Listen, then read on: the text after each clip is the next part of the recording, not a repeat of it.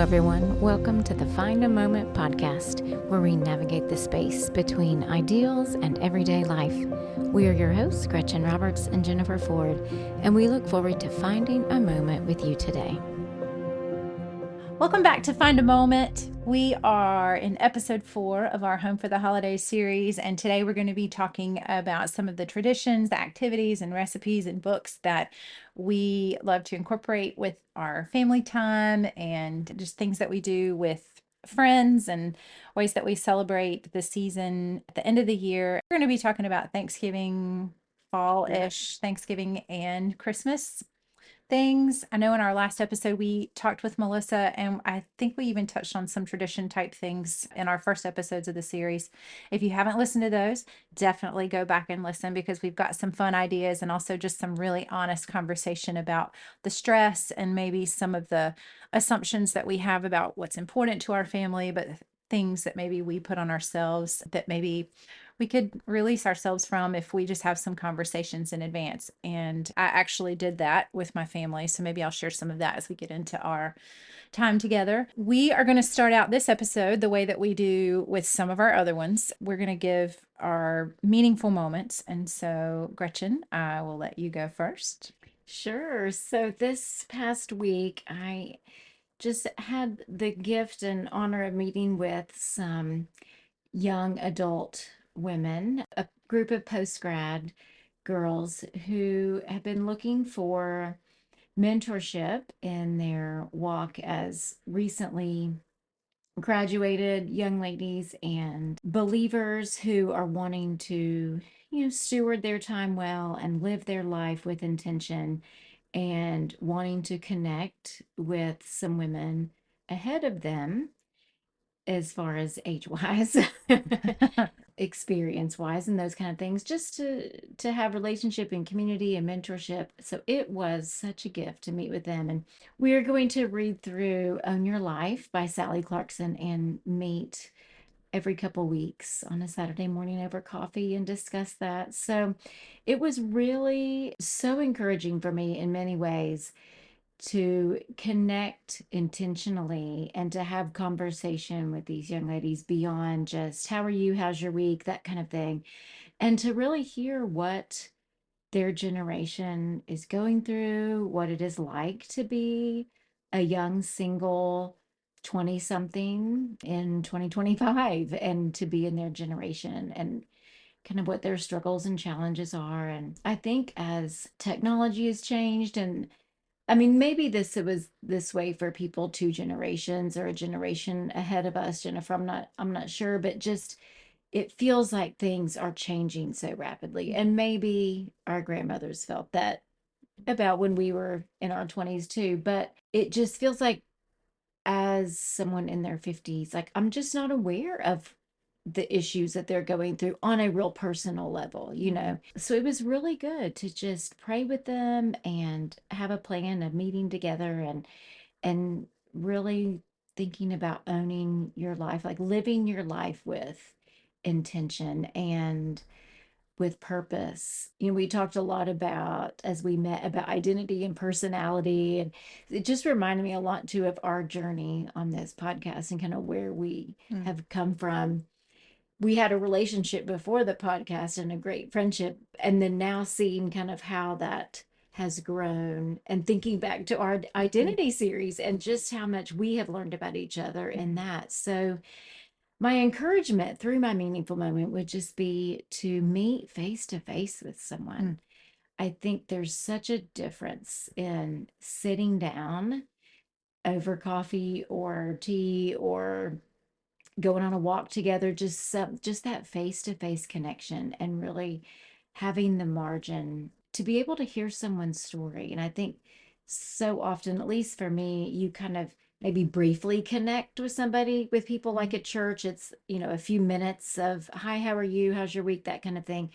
But to say, I'm going to spend a couple of hours with this person and really hear what's on their heart. And because it takes time as you're discussing things and listening to someone to hear what they're going through. So I would just encourage you to carve out some time this week to put your phone away, to put whatever other distracting things are away, and maybe it's putting your children to bed so that when they're asleep you can have some time, but just to carve out some time to be intentional. And maybe you're the one who needs to reach out to someone to say, I need mentoring, I need someone ahead of me Mm-hmm.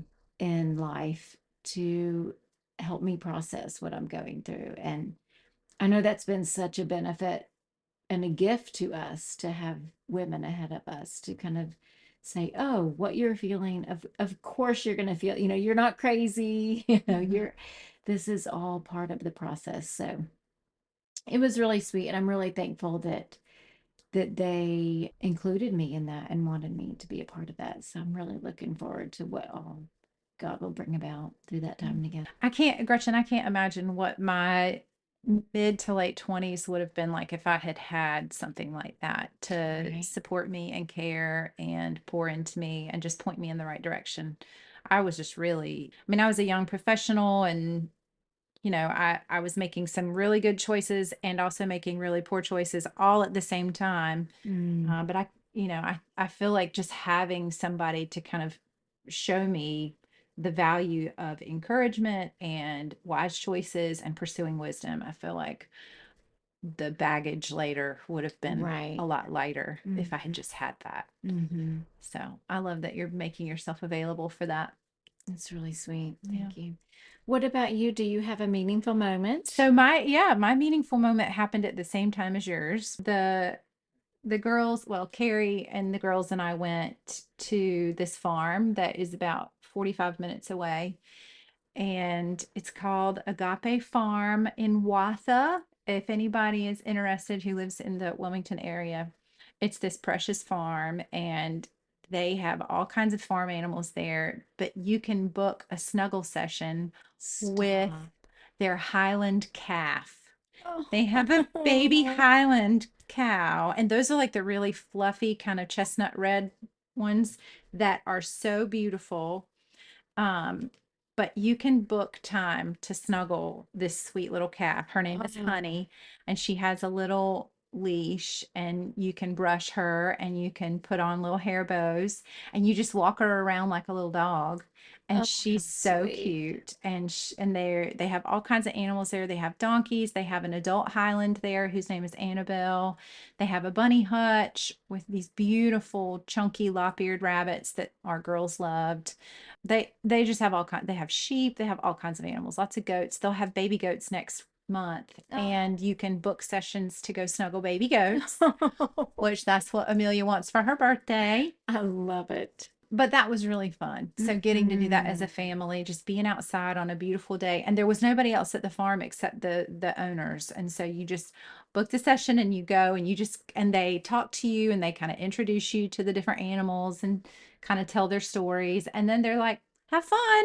And then they go off and do their stuff. I asked too if they ever had volunteer needs. And so a lot of teenagers need service hours for school. Mm-hmm. And so they do. So both of our girls are going to go back. And I said, please give them Oh. your dirtiest jobs. Let them muck stalls, let them scrub water troughs. Like, I think there's so much reward to that kind of work. That's what I did when Mm-hmm. I was in college at ECU. I lived on a horse farm and I had all the dirty jobs, and they Oh, were my favorite. That was a sweet day. Then we went to Wesley Memorial. We call it the Pumpkin Patch Church. If yes, you're in the yes. Wilmington area, so we went there and we picked out our pumpkins and we went out to lunch, and that was just really sweet. What a fall day. It I was. love it. And we took cute photos We're and gonna have to we were share obnoxious. pictures of you with the baby cow on our Oh, Instagram. I already have on my personal account. I was living my best life. That is I awesome. posted myself with the calf and I put a little thing on it that said dreams come true. Oh, That was really sweet. So so I sweet. hope that that is what retirement looks like for us. Right.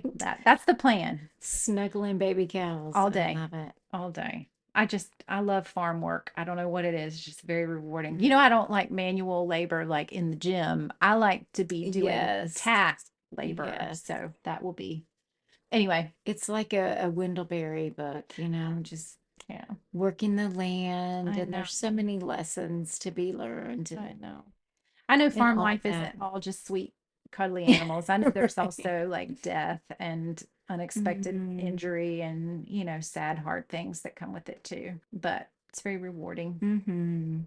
All right, so transitioning into our conversation about activities and recipes and books and traditions for the holiday season. And I know that some of this we've kind of touched on in our other episodes, but really focusing on it today. We hope to have a good bit of resources for you in our show notes that Gretchen always puts together for us. Yay. And so hopefully we'll have a good decent list of things for you to check out if you're needing some extra ideas. Gretchen, what would you say are some of I'd say like the anchoring traditions for your family? I guess we can start with Thanksgiving. So when the children were all little, we pretty much were home at Thanksgiving. Usually my husband was working some configuration of that weekend, so we didn't really travel a lot. And well, I feel like a lot of our traditions revolve around food, especially at the holidays. But one of our traditions I may have mentioned before, the pigs in a blanket. So getting the crescent rolls when they're buy one get one. But so we start Thanksgiving morning because we want to have like a later lunch. I wanted to do something that was kind of filling in the morning. And so I make a lot of pigs in a blanket, or as my kids called them when they were little, blanket pigs. Oh, And so the little sausages wrapped in the crescent dough, and super easy, but they love those. And I would make hot apple cider. And then we would have on the Macy's Thanksgiving Day parade. oh, And that was kind of our segue into the day. And so with having a lot of kids and a lot of boys, like they would be outside playing a lot, and I was mostly working on the meal prep, and we would usually eat like later in the afternoon. Then in the afternoon or evening, we would always watch Miracle on 34th Street because they start in the movie. We would watch the old one, the black and white, and they start with the Thanksgiving Day parade. So it kind of is we start with our live parade and end with that parade there that then kind of segues into Christmas. And then we traditionally start decorating on the Friday, is when we pull down all the bins and we put away the pumpkins and the leaves and the fall things, and we start decorating for Christmas. And a couple of our Thanksgiving food traditions, I am very much a traditionalist. So it is turkey and and homemade mashed potatoes. And if any of you grew up in the Midwest, I have found that it's a Midwestern thing in general, but to have noodles with your mashed potatoes. So I make homemade egg noodles that you then boil and cook in chicken broth. And then they become like, it's like the gravy for your mashed potatoes, but it's the egg noodles on the with kind of the gravy of the broth over the mashed potatoes, and it is so good. So I grew up thinking that everyone did noodles and mashed, like that was Thanksgiving. And my grandmother, we would go to her house the week of Thanksgiving, to check on her, to take food over, in preparation of Thanksgiving. And her entire dining room table would be covered with noodles that were drying. So oh, she wow. handmade all of the noodles. And there were a lot of us that came to her house. So I don't know how many batches she made, but I wanted to do that and make those noodles as I had a family. I wanted my children to grow up with those noodles. So I have committed to hand make them every year. So rolling out, and you have to roll out that dough like almost like a chamois skit. Like it is Mhm. just so thin. But every year I do that, and I think about, okay, I'm making 2 or 3 batches. How many batches of these noodles did she make? I mean, it had to have been, I don't even know how many, but a lot. And that is a lot of talking about manual labor of rolling out all of that dough. So I make those. And then another thing of the traditionalist in me, I love pumpkin pie, Mhm. but I wanted to have kind of my own rendition of pumpkin pie. So I found this recipe years ago that is pumpkin pie with a pecan pastry crust. And so I make the crust. And I am not naturally a baker or a chef or a cook or any of that. So I'll share these recipes, and they are not, they may sound fancy and hard, but you can do it because I can do them. So So I make that dough for the pie. And the nice thing is that you make that pie dough, the pastry, pecan pastry dough ahead of time. So it's in the freezer in the pie place. So on Thanksgiving, all you're doing is making mixing up the filling for it to put it in the pie pan. I do that, and then I do a chocolate pie, which is so delicious. And it is super, super easy. So I'll link that recipe too. And the third pie, yes, we love dessert, is an oatmeal pecan pie, Mm, which I am not a pecan pie kind of person, but the oatmeal in it, it like absorbs some of the kind of the syrupiness in it, and it just adds some crunch and gooiness to mm, the pecan pie. So those are the three pies I make every year. So, but now that the kids have grown and several of them are out of the house for the past couple years, we have gone to Florida to be with family and to be with our adult children. So I haven't been making noodles. And what I would do was I would make double batch noodles at Thanksgiving. So then we could have them again at Christmas. So I would freeze half of them, mm, which helped a lot with the Christmas prep. So I mhm. kind of, because there's a little bit more window going into Thanksgiving, anything that I could double prep and freeze, then I know I can use it just a month later and it's going to be fine frozen. So Yeah. that's one of my hacks to make Christmas, which Mm. feels like there's more to do leading up to Christmas than Yeah. there is necessarily for Thanksgiving. So Yeah. that's one way to kind of help a little bit with the Thanksgiving, but Okay, that's crazy about the noodles. And also, do you have a KitchenAid mixer? I don't. Oh, okay. So we have two, and that you can get a KitchenAid attachment Yes. that is the pasta maker. I have one, but you don't. It's easier to share the pasta maker than it is to share the whole mixer. But I would imagine that like rolling the dough, like there's something cathartic about that, like Yes. very nostalgic and Yes. rewarding. So I won't take that from you. But if I were to make the egg noodles, let's just say I'd be using that attachment and my mixer. That is a labor We of count it love. as an arm workout. Go back to Okay. the exercise series, right? Okay. Add it to your app. Yes, I did that. That's amazing. So what about breakfast foods? Do you have any specific breakfast foods or like those pigs in a blanket, the blanket pigs? So we'll do pigs in a blanket. I'll also do deviled eggs Okay. and the hot apple cider. So that's Mm, kind of our yeah. breakfast on like breakfast appetizer kind of thing on Thanksgiving. Now, Oh. Christmas, I do an orange pecan French toast casserole for Christmas morning. It's also really good and easy. And I make it the day before. So I will make that on either the 23rd or 24th, usually the 24th, and then it goes in the refrigerator. So then Christmas morning, right when I get up, I can turn on the oven, get it Mhm. preheated, and then it's ready to put in the oven. So I'm not like actually cooking anything Christmas morning. So, Yeah. I'm hearing you say pecan, and in my head, I'm like, it's pecan. oh, that's It's right. pecan. And I will just comment as somebody that is from the South. I've never heard of doing noodles with potatoes. So That is it so must different. just be. And the neat thing is my husband's father's mother, so my husband's grandmother, Yes. their family was from the Midwest, from not far from where I grew up in Illinois. And so they had Oh, noodles. So that's when I first realized, like, oh, maybe it was just a Midwestern thing. oh wow. Yeah. That's funny. So I think like our equivalent to that, I mean, we always do Thanksgiving with the big traditional meal is always with my husband's family because it's just a bigger family. And when everybody's there, there's almost 20 of us. And it's kind of dwindled over the years with just different people in different places and different times. But that still tends to be like more of a very traditional meal. And we end up bringing lots of leftovers home. Yum. But we always are there on Thanksgiving Day. So every family will kind of be responsible for certain parts of the meal. So I always like to make homemade bread. So I'll do some kind of baked bread, but then I don't know if it has kind of become a tradition, but I have a recipe for crock pot mac and cheese that all the nephews always request. I'm like, if y'all knew how much cheese is in this and how much it's like heavy cream and shit, like, but the nephews always request me to make that crock pot mac and cheese, and the girls love it too. So I buy this Italian pasta that I can, and it's like this fancy twisty tie pasta that I can only ever find at Aldi, but it's supposed to be, because it's from Italy, it's like a cleaner wheat product, whatever.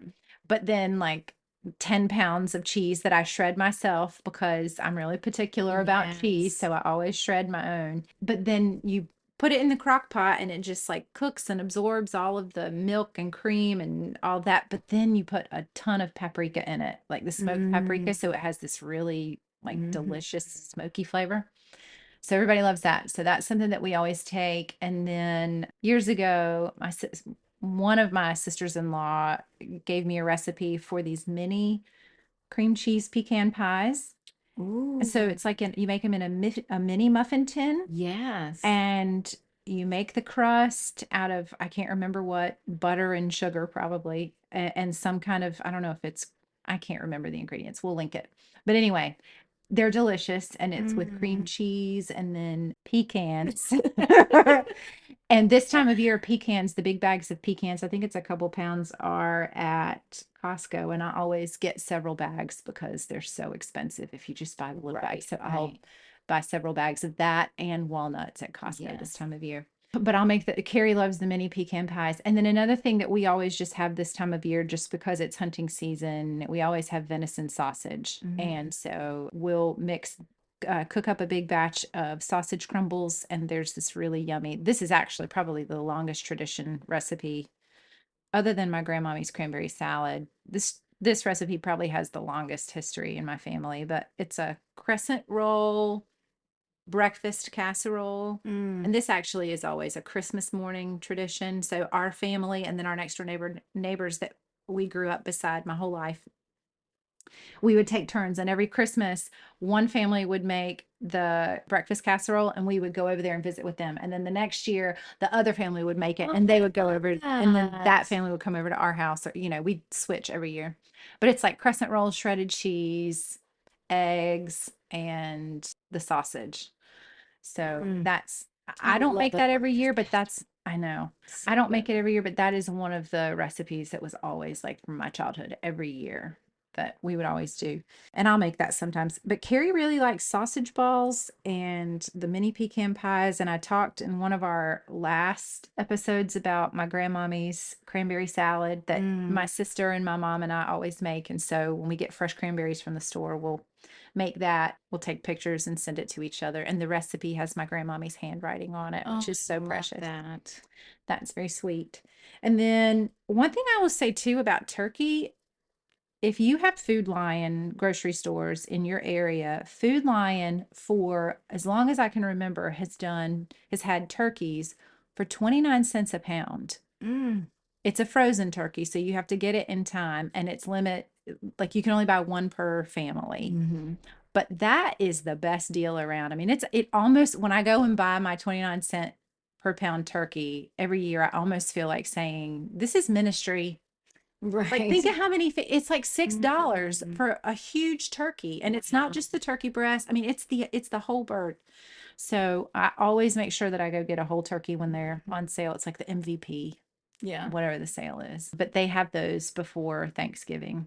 So we like to do a turkey. But usually, because we're doing traditional, like all the traditional food with Carrie's family, I'll keep that in the freezer, and then I'll cook that for like Christmas. Like maybe the week leading up to Christmas, so that we have a lot of food that's ready and we can just eat off of that. I think probably one of the traditions that the girls like is just to make those sugar cookies, like the rollout dough, and just pull out all the different cookie cutters and cut those out and decorate them. Amelia loves to do all the fancy icing stuff. So I just let her kind of go to town with that. Your kids came over. That's right. To our house and did cookie decorating. Yeah, they were so much littler then. Oh my know. goodness. I remember that was so fun. That was the year that Wesley said, "Sugar rush." It was definitely a sugar rush for That them. was That sweet. was really sweet. Yes, we love that's one of my non-negotiables is Christmas cookie decorating Cookies. for sure. Yeah.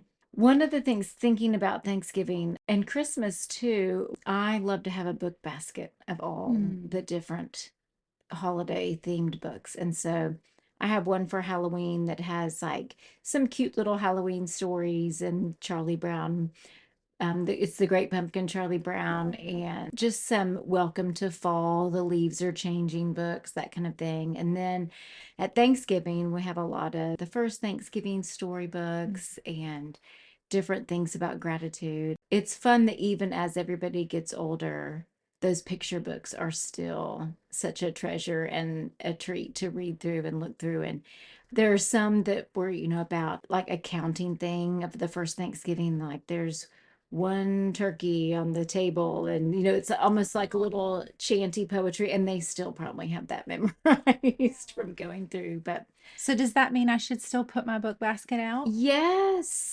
I think I would cry if my kids came and started looking through those books. Oh my goodness. I will put it out even when it's just me. That's another of my Oh. non-negotiables.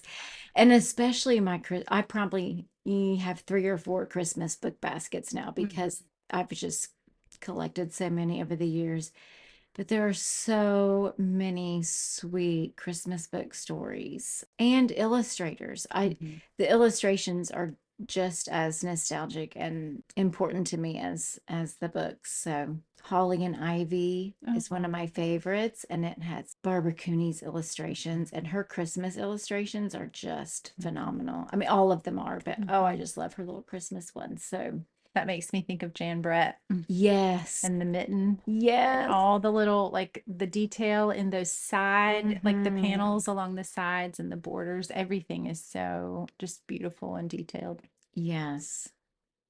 Do you do any Advent reading traditions or daily Advent things? So we have in the past, and I think I mentioned this in one of our previous episodes too, when we were kind of talking about like the ideals and then everyday Oh, life, yes, right? yes. Like just kind of this ideal that you have in your mind of, okay, every night we're going to light the candle, we're going to read the devotional. And the truth is, like, nobody's into it but me.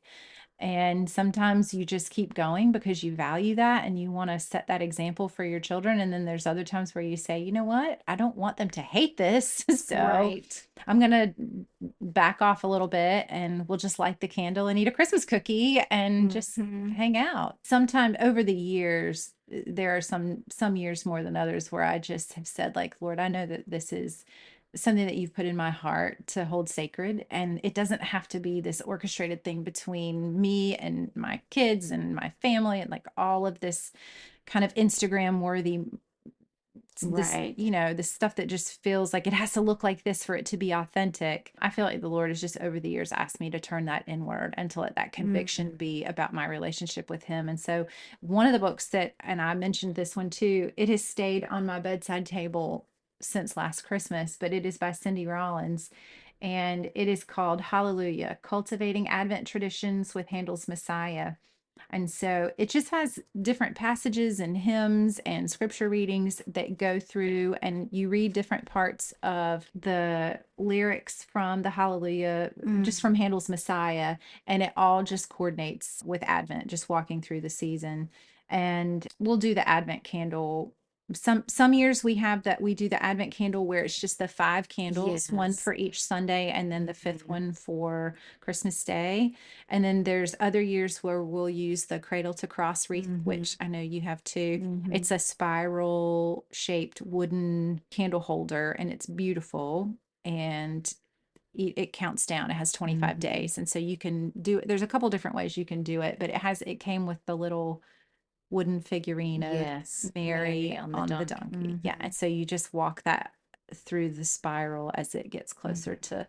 to Christmas. So it just kind of depends on what I don't know, we kinda change it up some, but we've Mhm. had that I bought that spiral candle holder countdown wreath after seeing you with Mhm. that on your table, and I thought, "That is so beautiful." Mm. wanting to incorporate that. And it has extensions that you can Yes, use for to, Lent, yep. Do which you is really sweet. still, yeah, do you still use that? We do. Yeah. I was thinking about when you're talking about doing the daily things when the kids were little. Mm. I would hang these little bags and for each day. So there were 25 little bags and I would have candies in them and a verse. And I had them like on a little garland in the dining room. So every day we could open a bag and they would each get a little candy and we would read the verse and that was it. And so one night we came home, we had been somewhere and we came home and our golden retriever ate every bag Oh, and Bo. every bit of candy. And, I had like made like little scrapbooky verses, like the verses were printed out and glued onto scrapbook paper and all. He devoured all of it. That was one of the ideals, everyday life moments. So Mm. that was the last year that we did candy When did that in the happen? bags. It was years ago. I Oh, would have to look back through our family photo books and see, but I think it was before Wesley was born, so probably that long 12 ago. years ago. Yeah. I remember He seeing the was a string with puppy. the bags Yes. in your dining room. Oh, well, we took a bit of a break and we are back now to finish our episode 4 on Home for the Holidays. We've had fun talking about traditions and recipes, kind of bringing us through Thanksgiving and Advent and the Christmas season. And one of the things that Jennifer and I both love a lot are books. And so we thought it'd be fun to share some of our favorite Advent books, books about home, books about holidays and different things. So we are going to share some of our favorites with you. And of course, as always, we will link everything in the show notes. So be sure and check out that page so you can link to all the resources that we mention.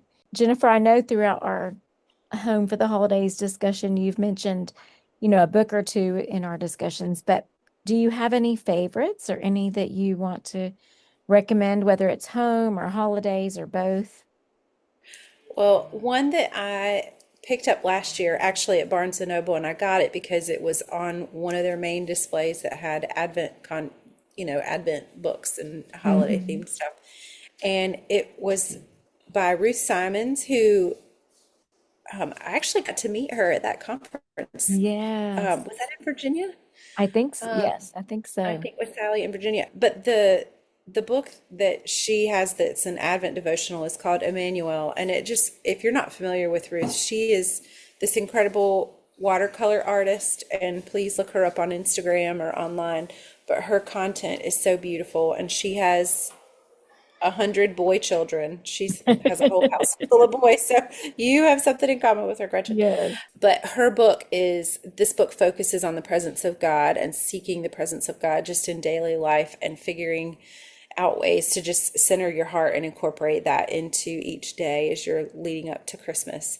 So that's one. I can't say that's an oldie or a longtime favorite of mine, but I did pick that up last year and it was just so beautiful. I kept it on my bedside table and Mm, I can't wait to get it back out this time. right. What about you?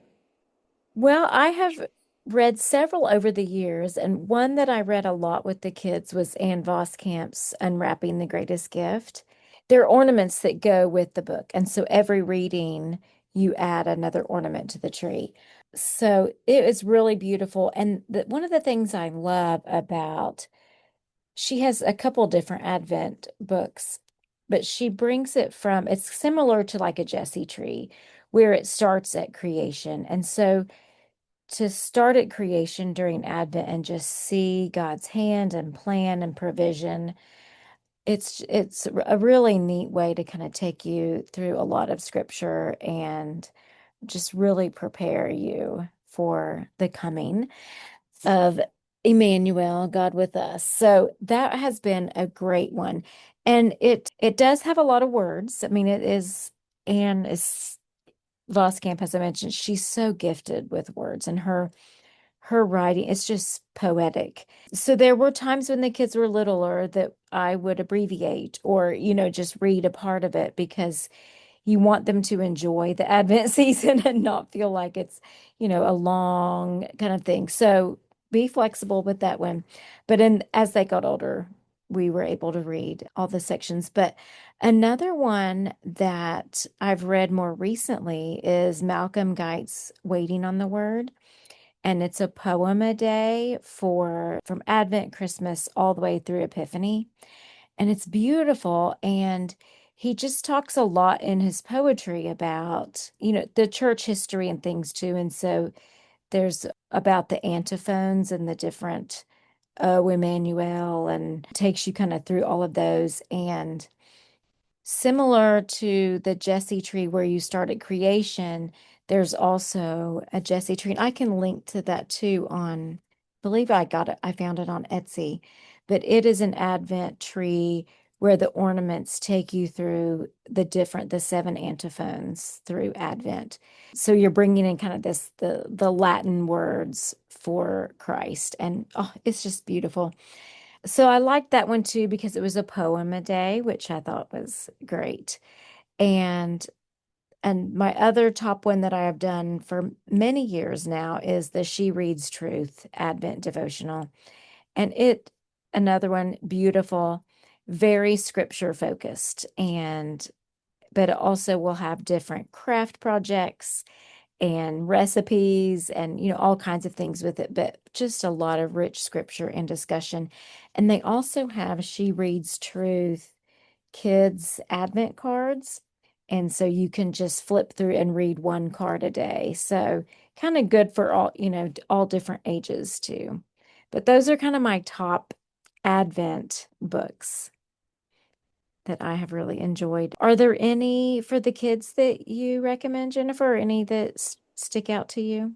We also have done, probably because I saw it at your house, the Ann Voskamp book. And I wish I had given myself permission or even had the idea to abbreviate some of that, because I think I think I've shared previously in our conversations about those family times, especially when the girls were younger, not going, they just didn't go the way that I had hoped. People Mhm. weren't on the edge of their seats, Right. gazing across the candlelight, looking at mom and listening to the pages that I'm reading. It wasn't, and I want moms to know it's okay to abbreviate. That Yes. is a thing. You can do it. It's okay. Keep it brief so that everybody enjoys it and Mhm. you're not feeling defeated at the end of this time that you really were trying to be intentional with, which is where my heart was. But it was a lot at the time Right. and it was beautiful and I loved it. But not every, like little kids don't appreciate it the same way. And so Right. I love that you said that you abbreviated because I think that would have been helpful for us. Hmm. I didn't know. I didn't know. There have been other years where we would just read through different Bible stories that follow along with the Jesse tree. Yes. And there were little ornaments and you can find all kinds of websites and stuff online where you can find a printable guide for all of that.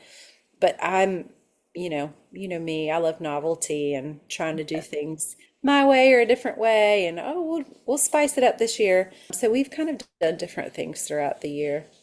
But yeah, for years when the girls were little, for many years, we made the Jessie tree ornaments. I And so love we have that. a separate box that's all of those little handmade ornaments. We still have them. Oh, what a So treasure. cute. Hmm. So cute. That's some of the stuff where I get stressed out if we pull it out, though. I'm like, do we have to put it all on the tree? Just some of it? Right. Which ones? I don't know. Right. I know it's not a book. We're talking about books right now. I know it's not a book, but it's kind of along those lines. One of the things that we have done in the past is every year when we drive to Raleigh, and I don't think we did it last year, but when we drive to Raleigh on Christmas Day, we watch this documentary it's on YouTube also. It might be on Amazon, I'm not sure, but it's called The Star. And it is a documentary where a man has put together all of this research showing the patterns and the movements of the stars and talking about how predictable the movements of the stars are in the heavens and the planetary line. Like you could basically put in any date in any throughout all of the ages and we know exactly what stars are where at the time. And he he intersects what we know about the stars and their positions with what the scriptures tell was happening Mm. during the time of, around Jesus's birth. And he makes this really convincing case for the scriptures to be telling us the truth about what was happening, and about, when it says the moon was red, this is what was really happening. It was a blood moon, and it's really mind blowing. Mhm. But that's one of the things that's kind of been a tradition for us, as far as like something that we either read or watch that Mhm. is focused on what scripture tells us. Mhm. Well, I was also thinking it might be fun to mention a few books just about home in general. I think maybe not everyone that's listening has kind of thought of home as kind of a place of discipleship and kind of a sacred place. And the people probably have a lot of different thoughts about home. And as far as like it's a place that it's just a lot of work, to maintain and to clean, and the clutter and the messes and all of those kind of things. But to think of a home as, especially if you have children, that it's a place for them to feel safe and for them to feel welcomed and unconditional love. And I think the holidays just kind of open up the door for that, and for you to just kind of have a different attitude towards home, and like you're trying to cultivate that atmosphere of home. But I think that we can cultivate that throughout the whole year and through all the different seasons. So I kind of thought it'd be fun to mention a few books. I mentioned in the first episode about home, The Habits for a Sacred Home by Jennifer Pepito, and how she was talking about looking back at history and to kind of anchor our homes kind of from these practices of history as a way to kind of restore the modern home and as a way to bring light and to push back the darkness with home. So that is one that I mentioned before that I think is wonderful. And another one that really, I think, transformed my idea of home, and it may have for you too, Jennifer, was The Life-Giving Home by Sally Clarkson. And the subtitle is Creating a Place of Belonging and Becoming. I just found this book so helpful just to really think, to kind of take a step back and kind of look at home as an idea and as guiding your vision, and not just as where you live and how you decorate or any of that kind of things. That it's so much more important. And a couple of things I will read to you from the beginning of that book is: home is the haven of inspiration where the art of life is expressed and taught. Home is the place where the whispers of God's love are heard regularly. Home is the place where stories of heroism, sacrifice, love, and redemption are heard, embraced, and celebrated. And home is a place of ministry. Redeeming words, thoughts, and actions are shared and taught. The wisdom and instruction of God is passed along, and God's love is offered to all who come under its influence. So, if you are feeling like, I don't even know what creating a home environment is like, or an atmosphere of home, or a vision for home, I think Life-Giving Home is a great place to start. And then there's kind of like a sequel, a little bit of a follow-up, is The Life-Giving Table. And the neat thing with that one is it's also by Sally Clarkson, of course, and she goes month by month and has recipes and ideas.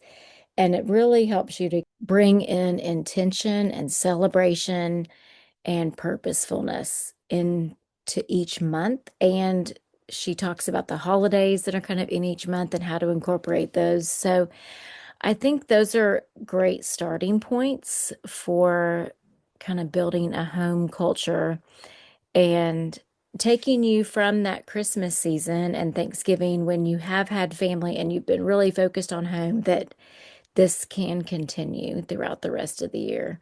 What do you think about that, Jennifer? How were those books influential in your home, or do you have other ones that you'd recommend? Well, both of those definitely. I'm pretty sure I was on the pre-order list for those when Right. they were released, and both of them have been so constructive for me, and just also trying to figure out. I feel like the way as women that we kind of do that part of life, like in our homes, Mhm. a lot of that is influenced, of course, by how we were raised and the examples that were set, whether by our own mothers or our grandmothers, or maybe a special neighbor. But then also, media has such a huge influence on Mhm. that now.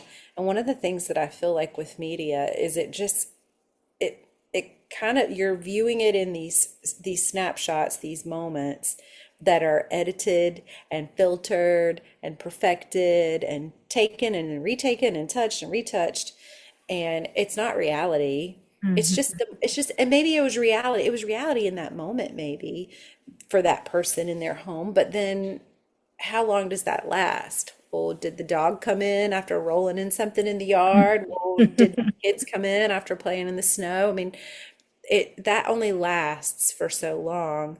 And so I feel like the place for myself where I figured out how to maneuver through the everyday life part and still not feel defeated when things didn't retain the gleam of those moments is Mhm. by just being reminded, like, why am I doing this? Why do we reset the table? Why do we put the decorations back out? Well, because there's a heart and a spirit behind it that matters. It matters to the people that we live with, the people that we love and serve.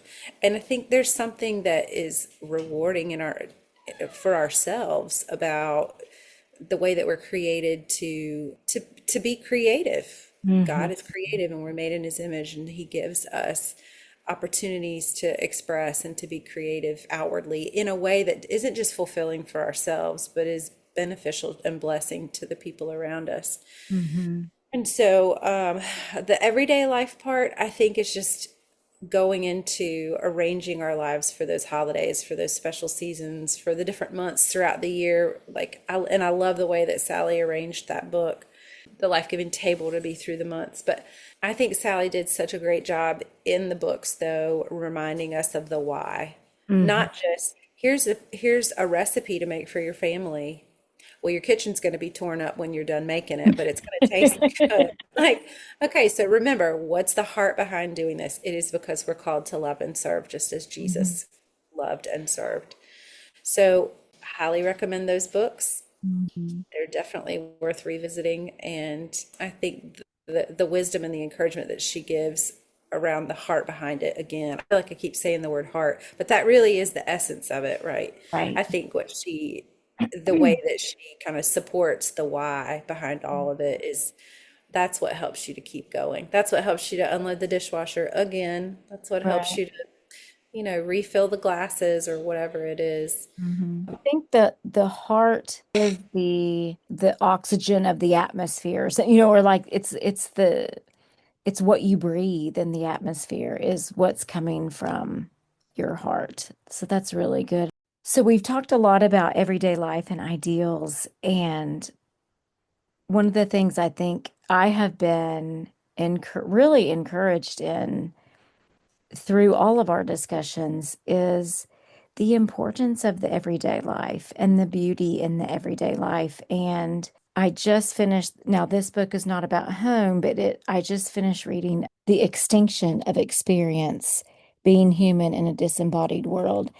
And even though it wasn't specifically related to home, it talked a lot about, like you were just talking about, Jennifer, of reality versus not reality. And even these pictures that you may be seeing of someone's home are not even, never were reality. It's created by artificial intelligence. It's all, just fabricated. And she talked in the book about even works of art and how you can virtually like go through all these museums and get like almost a microscopic view of all these things in a museum to where when people go and actually see a Van Gogh, they're like, oh, well, that's not as, it's so small or, so it's even distorting our perception of reality. And so thinking of home as a place of having, like I've mentioned before, but one of the things I love is the way you incorporate nature into your home. And, there's just something just real and tangible about, just these real flowers and real greenery and, bringing in beautiful artwork into your home and having those things that this is reality, that not everything is just a screen. And I feel like it's just invading so much more of our minds and our time and all of that. And it's probably coming off of reading that book too, but just the importance of home and the reality of smells and tastes and textures of soft blankets and comfy places to sit and snuggle and watch the Little Women Christmas while we're decorating the tree, just all those kinds of things that we can reclaim so much of what the modern world or the postmodern world is losing. We can reclaim that in our homes. So it just gives me just kind of, I don't know, more just to be more inspired to embrace the everyday life and home and to embrace the messes and all because that is reality and it's tangible. It's real and it's humanity. And we're losing that, I feel like so much. I don't know, that was kind of a big tangent, but No, I think it's a worthy one. You're saying talking about the humanity element, I kind of had a moment today where I realized I'm in a season of life where I'm home during the day alone for the first time, Mm, really ever, because this is the first year that we're not homeschooling. And so I usually have several hours in the morning where I'm home alone before Amelia gets back from class at about lunch or classes. And during that time, I'm realizing how much I love going into the girls' rooms and tidying up. oh, It's humanizing. mm, It's civilizing. It's blessing them for them to walk in their room and realize it's better than they left it. yeah. There's this, and I'm an acts of service person too. So that's kind of like my love language coming out. But there's something about taking the blankets and the pillows and just making everything look nice and tidy that says, I want you to feel settled when you come in this space. There's Mm, something about a made bed. And I know everybody says you should make your bed as soon as you get up. Make your right. bed first thing in the day. And, that's great. There's some people who can pull it off, some people who don't. I have one who makes her bed almost every single day. I've got one who is inconsistent. But if it's unmade and I can go in there and I can fluff the sheets or I can, wipe a surface or do a load of laundry, because the girls have done their laundry for years.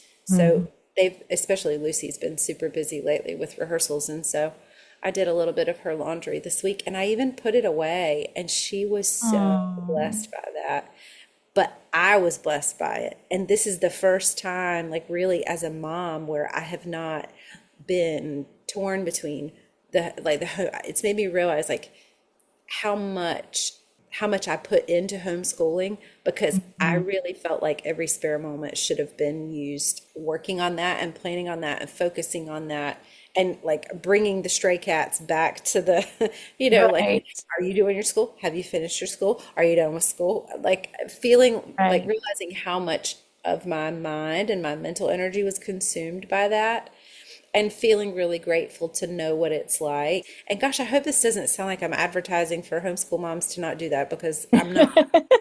I'm not. I'm just saying this is what the Lord has brought me to at this Right. time.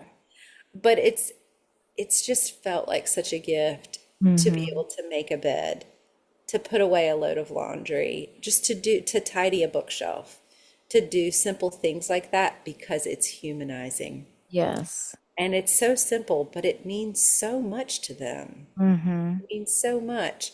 So that's, when you're talking about kind of like throughout the year and serving and loving and what do we do that makes our home feel like home to the Hmm. people we live with, little things like that. Hmm. Yeah. You mentioned you were kind of going through the senses, talking about making your home feel like home, the sights and the smells and, Hmm. the sound, like having music playing or, things like that that kind of add to the atmosphere. And one of the things that I love to do this time of year is I collect jars, like any kind of jar. If it's a glass jar, I probably can't throw it away because I have some kind of like fascination, Right. obsession with utility. I'm like, I could use that for something Right. that could be useful. So what I've done the last, I don't know, 4 years, 5 years, I don't know, is I collect jars throughout the year. And my family will tell you there's way too many, but I purge some of them at the end of the year because I make simmer pot jars with them where I'll Hmm. put sticks of cinnamon and cloves and all kinds of yummy smelling things. And I'll do slices of oranges in the dehydrator. You can do them in the oven too. But I'll put them in there and I'll cut fresh pieces of cypress or some kind of evergreen and stick them in there, tie a little ribbon with a little instruction tag on it, and then I'll just give away a whole bunch of those. So I'll do those as teacher gifts, but I always have a little mini crock pot, like as a simmer pot in our house this time of year, and I just keep refilling it every day. It just makes the house smell Oh, cozy. I love It that. makes Okay, it smell so good. you're gonna have to have a picture on the show notes page of that because Ah. I have been blessed to receive one of those, and it Oh. was just so pretty. I just wanted it sitting out for a while because just Oh. looking at all of the different things in the jar, it was just so festive and pretty. Sometimes I'll throw a few fresh cranberries in there. They don't smell like anything, but Mm, they're pretty. they're so pretty. I love that. But that's like an atmosphere thing that I enjoy. And Mm. when you're talking about straightening up their rooms, that was one of the things I would love. Like anytime any of my children would go like to a retreat somewhere and be gone, I was like, oh, I'm gonna go in there and wash their sheets and wash their bedding and like make it all nice and clean up their room when they're gone. And then you enter the season where they're gone. And just to think, I already have three that I don't get to clean their room anymore. So just thinking back to when they were younger and how, yes, it can be overwhelming with schooling and birthdays and holidays and laundry and dishes and meals and all of that. And so to give yourself the freedom, like you said, of the margin I had was for school things. And and so to not feel like we have to be doing all seasons at the same time or all the things of all the seasons. When they are younger, this is a season of embracing the mess. Just you do what you can do as far as all the things. What you said just a second ago, you said we don't have to be doing all the seasons all the time. Mm-hmm. That's a big deal Mm-hmm. for a brain like mine. Right. That's like, why didn't I think about abbreviating the words that I was trying to read in that Advent book? Like I Right. wasn't it's like things are either on or they're off. It's very hard Mm-hmm. for me to moderate. That moderation doesn't come up in my brain as an option, and I don't know why. Mm-hmm. When I lock into whatever gear, whatever thing I'm doing, it's very hard for me to moderate or scale back or that just doesn't come naturally. But Mm-hmm. one of the things that I will say this, I'll give a shout out to Allison Mason. I'll shout out to Allison because one of the things that I can remember her saying multiple times over the years of our friendship about just different things, Mm-hmm. she would say, it's not ideal, but it will work. Or it's not Mm-hmm. ideal, but it will meet the need. Or it's not ideal, but it's fine for this.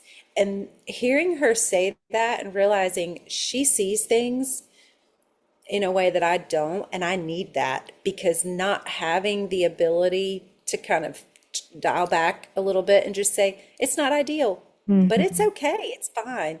That's caused a lot of like unnecessary pressure and Right. stress in my own life, and probably that trickles out to my that pushes out to my family and the people I care about. But anyway, that we don't have to do all the seasons all the time. Because Mm-hmm. if you're trying to, then you don't get to enjoy any season, and you Right. never do any season well. You just have to kind of pick, like, where's my lane right now? Right. And just ask the Lord to help you to do it well. Mm-hmm. And ask the Lord to show you, give me the discernment and the wisdom to know what season am I in? What are we doing? Right. As opposed to the weather in Wilmington, Right. this time of year. What season is it? I No. know. Definitely. That's so Anyway, funny. Yes, I it's just so true. that statement just was very, I'm writing it down. That was very powerful. Uh, but sometimes I think it's being in a different season allows you to reflect on that previous one in such a different way. It is definitely a marathon, this motherhood thing, right? So, one of the ways we like to end our episodes is by having kind of some practical action steps for our listeners to take. So, we've kind of talked about a lot this episode, recipes and traditions and kind of our thoughts on home. And so, Jennifer, do you have some action steps for our listeners? I sure do. Glad you asked. The first one I think is just considering with Thanksgiving coming up. And I know we talked with Melissa about being organized. We've talked about recipes on this episode too. And I would just say maybe whip out that menu book or your recipe book, your recipe cards, wherever you have, or your Pinterest board, or call your mom or a neighbor and book your book your menu, figure out what you're going to do for your Thanksgiving menu, and start looking through what you need as far as shopping and your grocery list, because now is the time, it's before Thanksgiving usually, where all the baking supplies and the ingredients all go on sale, and figure out exactly what you need so that you're not placing a Walmart order and everything is out of stock 2 days before Thanksgiving. And then another action step would be to consider how you want Advent what you want Advent to look like in your home and for your family. Do you want to find a book or some type of resource online, something that you can use to help provide structure to walk you and your family through Advent? And whether you're going to make ornaments or things like that, you can look and see, are there supplies that you need to purchase in advance? And then another action step, this will be the final one, but to just spend some time thinking and praying about how, I think a lot of times we look at Thanksgiving and then we get to Christmas, and Christmas is the big finish line. And then because it's required so much input and energy, we kind of just collapse because, oh, Mhm. now we have to pack everything up, and all of the energy that we've spent just kind of pushing through all of the events and just all that it takes to make all of the things happen. And so spend some time thinking and praying about what it looks like to cultivate home for yourself and for your family moving into the new year. It feels really weird to talk about the new year already, but having sort of a long view so that you see yourself not just kind of ending the celebration and the atmosphere and all of that kind of dropping off once Christmas is packed up and put away, but realizing that that is something that you can steward and cultivate and orchestrate in your home through all of the seasons of the year. And so maybe considering what that looks like as you move into January and February, and ask the Lord to show you what matters about home and what He's asking you to do and to bring, and how you bless your family and to humanize the people that you live with, Mm.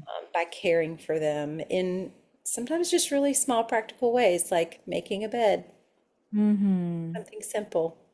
Love- But those are three simple things. Your Thanksgiving menu, pick an Advent resource if that's something that you want to prioritize for your family, and then consider how to cultivate a sense of home for your family moving forward into the new year. I I love think that's it. it. Well, we have some exciting news for our next Yay! episode. So, we are going to conclude our Home for the Holidays series next week. And we have a very special guest joining us, the author of several of the books that we have talked about many times throughout this first season of Find a Moment. So next week, we will be sharing a moment with Miss Sally Clarkson. We are really excited to get to spend time with Sally and hearing just her wisdom and encouragement about home and cultivating home and the atmosphere of home. Thank you for joining us. We look forward to finding a moment with you and Sally Clarkson next week.